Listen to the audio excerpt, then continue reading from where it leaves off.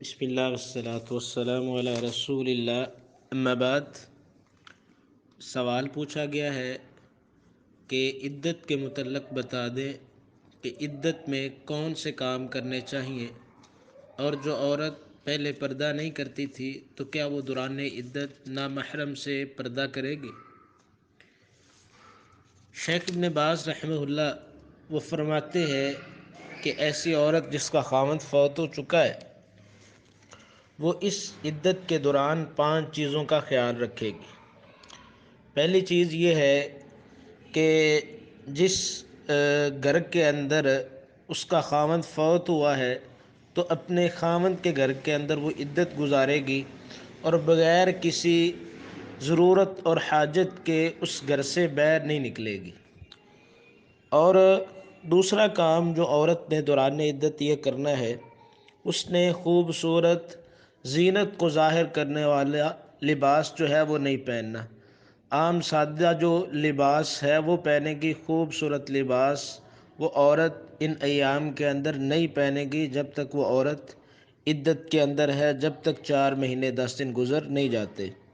اور تیسرا کام اس نے یہ کرنا ہے کہ زیورات میں سے کوئی بھی زیور اس عورت نے نہیں پہننا، نہ کانوں کے اندر، نہ گلے کے اندر، اور نہ ہی ناک کے اندر۔ اور چوتھی چیز جو اس عورت کے ذمے ہے، جو عورت عدت گزار رہی ہے، وہ کسی بھی قسم کی خوشبو نہیں لگائے گی کہ ایسی خوشبو بھی جس کی رنگت ظاہر ہوتی ہو اور اس کی خوشبو نہ آتی ہو۔ یہ عام حالات میں عورت کی خوشبو ایسی ہے لیکن وہ دوران عدت ایسی خوشبو بھی نہیں لگائے گی۔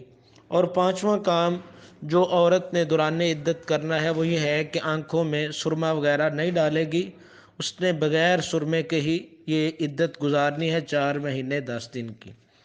اور اگلا سوال، جو عورت اس سے پہلے پردہ نہیں کرتی تھی تو کیا وہ دوران عدت نامحرم سے پردہ کرے گی؟ اگر وہ ایسا کرتی رہی ہے کہ نامحرم مردوں سے اس نے پردہ نہیں کیا عدت سے پہلے، تو اس نے گناہ کا ارتکاب کیا ہے، اللہ اور اس کے رسول کی مخالفت کی ہے۔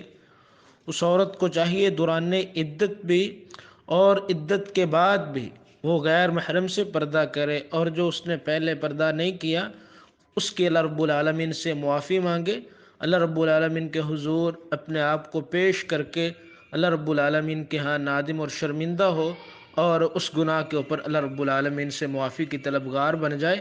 واللہ اعلم بالصواب۔